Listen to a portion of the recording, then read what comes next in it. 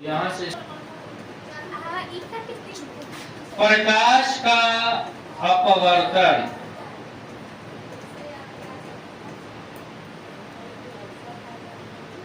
प्रकाश का अपवर्तन के बारे में हम लोग को क्या करना है? जानना है, समझना है और पढ़ना है। ठीक है, तो हम लोग प्रकाश के अपवर्तन में पिछले क्लास में पढ़े थे, कुछ पढ़े थे ना? और क्या पढ़े थे कि प्रकाश यदि नजी कौन सा माध्यम से एक माध्यम से दूसरे माध्यम में प्रवेश करता क्या करता है? प्रवेश करता है। क्या करता है? प्रवेश करता है। तो कौन माध्यम में? नहीं, केवल पारदर्शी माध्यम। और पारदर्शी माध्यम में हमने बताया था हवा, पानी, कांच। नहीं तो इसी में ना कि क्या मिट्टी में? नहीं, उसमें समझ में आएगा अपवर्तन? नहीं समझ में आएगा। तो केवल और केवल किस में हम लोग? प्रकाश किस में? पारदर्शी पदार्थ में। उसी में हम लोग क्या कर सकते हैं? अपवर्तन को देख सकते हैं। तो हमने बताया था आप लोगों को पिछले क्लास में, क्या बताया था कि जब प्रकाश की किरणें विरल माध्यम से, कहाँ से जी? विरल माध्यम से। कहाँ से? विरल माध्यम से। विरल माध्यम से। नहीं जी, तो विरल माध्यम हुआ ना? विरल माध्यम इसलिए हुआ कि इधर क्या है? हवा है, हवा है ना? हवा ये क्या है? विरल माध्यम कहते हैं इसको। क्यों कहेंगे इसको? क्योंकि इसका अपवर्तनांक पानी के अपेक्षा क्या है? कम है ना? और जिसका ज्यादा वो साधारण है, जिसका कम क्लियर है ना? तो यह माध्यम हो गया, यह विरल माध्यम हो गया। जब प्रकाश की रे विरल माध्यम से सघन माध्यम में प्रवेश करती है। नहीं तो देखो ना, इसको जाना चाहिए था सर किधर? सीधा ना? इसको किधर जाना चाहिए था? सीधा दिख रहा है आप लोग को? जाना चाहिए था सीधा, लेकिन यह तनिसा गड़बड़ कर देता है। क्या करता है? यह विलंब की ओर मुड़ जाता है। जब विरल माध्यम से सघन माध्यम में प्रकाश की किरण प्रवेश करती है तो अविलंब की ओर मुड़ जाती है, झुक जाती है। क्लियर ना? ठीक है, इसी घटना को क्या बताए थे? प्रकाश का अपवर्तन बताए थे, नहीं बताए थे? तो इसी घटना को क्या कहते हैं? प्रकाश का अपवर्तन कहते हैं। क्या कहते हैं? या दूसरे शब्दों में बताए थे कि जब कोई एक माध्यम से दूसरे माध्यम में प्रकाश की किरण प्रवेश करती है तो अपने पथ से क्या हो जाती है? विचलित हो जाती है। इस घटना को भी हम लोग क्या कहते हैं? या ऐसे भी कह सकते हैं कि जब प्रकाश की किरण सघन माध्यम से विरल माध्यम में प्रवेश करती है तो अविलंब की ओर दूर हो जाती है। अविलंब से क्या हो जाती है? नहीं क्लियर? तो इस घटना को आप लोग प्रैक्टिकल से देखेंगे। किसी को दिक्कत? क्या बताया था हमने? क्या बताया था कि प्रकाश का नेचर, गुण होता है ना सबका, जैसे तुम लोग का भी गुण होता होगा कि खूब हल्ला करेंगे। नेचर है? नहीं है ना? नहीं, तुम लोग अच्छे हो क्योंकि VMT वाले हो। नहीं तो हमने इसका नेचर, इसका गुण, इसकी प्रकृति बताया था कि प्रकाश हमेशा और हमेशा सीधी रेखा में गमन करता है, चलता है। यानी यह अपना कुछ हो जाए वो सीधे जाएगा। आगे समझ में ना? यह ट्रेन की तरह चलता है ना? आगे आएगा तो यानी गोली कैसे चलता है? बंदूक की गोली सीधी रेखा में। तो यह क्या होता है? सीधी रेखा में गमन कर रहा है कि नहीं कर रहा? देखो गमन कर रहा है ना? लेकिन सर इसमें किसमें अपवर्तन में विचलित हो जाता है। क्यों? क्योंकि माध्यम क्या हो जाता है? चित होता है। तब जब वह विरल से सघन में जाता है या सघन से विरल जाता है तो अपने पथ से क्या हो जाता है, विचलित हो जाता है। नहीं तो इसको तो लोग देखना चाहेगा, नहीं तो क्या करेगा, देखेगा और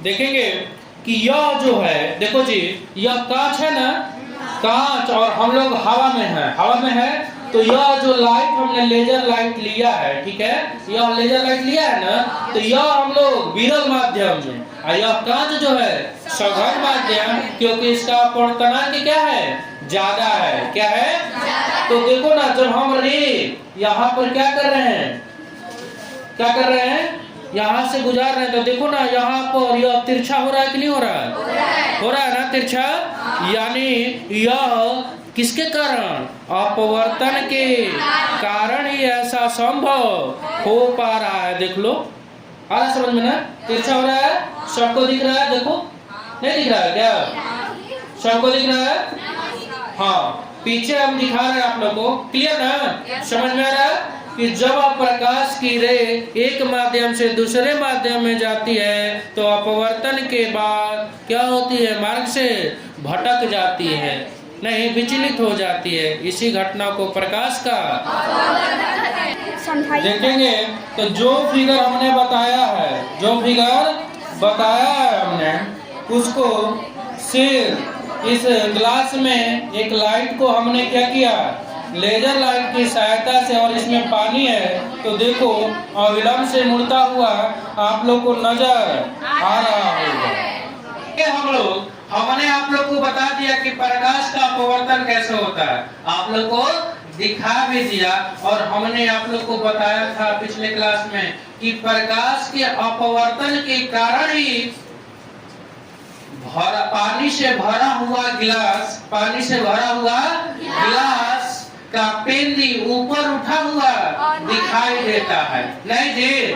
तो देखो ना, मेरे पास यह गिलास है और गिलास का पेंदी आप लोग को यही ना दिखाई दे रहा है, किसी को दिक्कत, तो इसमें से कोई एक स्टूडेंट आएगा, कोई लोग एक लोग आओ, देखो चलो अनुष्का, और आप इधर पानी में देखेंगे, पेंदी आपको कहाँ दिखाई दे रहा है, वहां पर हाथ रखेंगे, पेंदी इधर से देखकर नहीं, पानी में से देखकर बताना। अभी हटाओ ना, अब बताओ पेंदी आपका कहाँ है, हाँ जहाँ दिखाई दे रहा है, क्या रियली में वही रखी है जी, ऊपर रखी है, ऊपर रखी है, यानी यह अपवर्तन के कारण ही यह जो पेंदी हमारा यहाँ था, लेकिन यह इसको ऊपर दिखाई दे रहा है,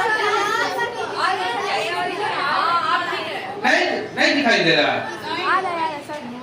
देखो ठीक है, यह गिलास है, गिलास का क्या है, गिलास में क्या भरा हुआ है, पानी भरा हुआ है। अब बताओ रियलिटी में यह जो पानी का गिलास का पेंदी कहाँ है, यहाँ है, लेकिन आप इसमें देखकर बताओ कि पेंदी कहाँ है, पकड़ोगी देखकर, इसमें पेंदी आपका कहाँ है, क्या जी वास्तविक पेंदी से यह जो पकड़ी है, ऊपर पकड़ी है कि नहीं पकड़ी है, पकड़ी है ना। तो यह घटना जो हो रही है प्रकाश के अपवर्तन के कारण ही हो रहा है, क्लियर हुआ, किसी को दिक्कत। उसी प्रकार अगर पानी में यदि हम किसी सिक्के को डाल देते हैं, किसी सिक्के को डाल देते हैं, तो यह ऊपर उठा हुआ दिखाई देता है, क्या ऊपर उठा हुआ दिखाई आप लोग को दे रहा है, दिखाई दे रहा है ना, नहीं दिखाई दे रहा है जी, देखो तो ऊपर उठा हुआ दिखाई नहीं दे रहा है, दे रहा है। और इसी के कारण, किसके कारण, प्रकाश के अपवर्तन के कारण, प्रकाश के अपवर्तन के कारण नहीं। और एक चीज और मैं बताया था आप लोग को कि प्रकाश के अपवर्तन के कारण ही पानी से भरा हुआ गिलास या बाल्टी में कोई छड़ पेंसिल डाल देते हैं, तो आप लोग क्या दिखाई देता है, क्या दिखाई देता है, टेढ़ा दिखाई देता है, नहीं मुड़ा हुआ दिखाई देता है। तो देखो ना, क्या सीधा दिखाई दे रहा है, क्या मुड़ा हुआ दिखाई दे रहा है, किसी को डाउट। तो यह घटना सब किसके कारण हो रहा है, किसके कारण, क्या प्रकाश के अपवर्तन को आप लोग भूल जाएंगे, याद रहेगा। तो प्रकाश का अपवर्तन वैसी घटना है जब प्रकाश की किरण एक माध्यम से दूसरे माध्यम में प्रवेश होता है तो अपने मार्ग से क्या होता है? और अगर विरल से सघन में जाएगा तो अविलंब से दूर हो जाएगा। मुड़ जाएगा। अविलंब क्यों? मुड़ जाएगा। और यदि सघन से विरल में जाएगा तो अविलंब से दूर हो जाएगा। क्लियर ना? तो यह टॉपिक आप लोग को अच्छे से समझ में आ गया? आप लोगों ने देख लिया? तो जिससे मन करेगा उससे पूछ सकते हैं। विरल माध्यम किसे कहते हैं जी? जिस माध्यम का अपवर्तनांक कम होता है उसे विरल माध्यम कहते हैं। दूसरे माध्यम के अपेक्षा, यह मैंने बताया कि दूसरे माध्यम के अपेक्षा जिसका अपवर्तनांक कम होता है उसको हम लोग क्या कहते हैं? विरल माध्यम कहते हैं। क्लियर ना? चलिए आप बताएंगे सघन माध्यम किसे कहते हैं? दूसरे माध्यम की अपेक्षा जिस माध्यम का अपवर्तनांक सबसे अधिक होता है उसे सघन माध्यम कहते हैं। गुड। नहीं जी, यानी दूसरे माध्यम के अपेक्षा नहीं, जिसका अपवर्तनांक क्या हो? सबसे अधिक हो, ज्यादा हो, उसको क्या कहते हैं? सघन माध्यम कहते हैं। एग्जाम्पल बता सकती हो? जैसे में पानी किसके अपेक्षा? किसके अपेक्षा? कौन से माध्यम के? पानी क्या सघन भी हो सकता है? किसके अपेक्षा? हवा के अपेक्षा। नहीं जी, हवा के अपेक्षा पानी क्या है? सघन माध्यम है। यही रहता पानी या कांच, तो कांच क्या हो जाता है? सघन हो जाता है और पानी क्या हो जाता है? विरल हो जाता है। क्लियर ना? चलेंगे आप बताएंगे कि प्रकाश का अपवर्तन किसे कहते हैं? ठीक। प्रकाश की किरण विरल माध्यम से सघन माध्यम में प्रवेश करती है तो अविलंब की ओर मुड़ जाती है, और जब प्रकाश की किरण सघन माध्यम से विरल माध्यम में प्रवेश करती है तो अविलंब से दूर जाती हुई प्रतीत होती है। इसी घटना को प्रकाश का अपवर्तन। गुड। नहीं जी, जब सघन से विरल में जाती है तो अविलंब से दूर हो जाती है, और जब विरल से सघन में आती है तो अविलंब की ओर मुड़ जाती है। इसी घटना को क्या कहते हैं? प्रकाश का अपवर्तन कहते हैं। और अब खड़ी हो जाएंगी शिल्पी, आप बताएंगे कि प्रकाश के अपवर्तन के कितने नियम होते हैं? प्रकाश के अपवर्तन के 2 नियम होते हैं। पहला नियम आप केवल बताएंगे। आपतित किरण अपवर्तित किरण अपतन बिंदु पर डाला गया प्रतिमेघी तल में स्थित होता है। अच्छा, आप कह रहे हैं कि आपतित किरण, अपवर्तित किरण और आपतन बिंदु पर डाला गया अभिलंब तीनों एक ही तल में स्थित होता है। नहीं जी, किसी को डाउट? अब खड़ा हो जाएंगी नीतू, और प्रकाश का अपवर्तन का आप दूसरा नियम बताएंगे। प्रकाश के अपवर्तन का दूसरा नियम आप बताएंगे? प्रकाश के किसी विशेष रंग के लिए ज्या तथा उसके नियतांक के आपतन कोण के ज्या के अनुपात के नियतांक को दूसरा नियम कहते हैं। इसे स्नेल द्वारा सूचित किया जाता है। इसे स्नेल का नियम कहते हैं। नहीं जी, यानी हमने बताया था दूसरा नियम, आपतन कोण की ज्या और ज्या का अनुपात। नहीं जी, क्या होता है? एक नियतांक होता है। नहीं जी, जिसे हम लोग म्यू से, यह एक नियतांक के बराबर होता है जिसे म्यू से सूचित करते हैं। इसे ही स्नेल का दूसरा नियम। क्लियर ना? नहीं जी, तो आप लोग का यह क्लास कैसा आज का लगा? बहुत अच्छा लगा।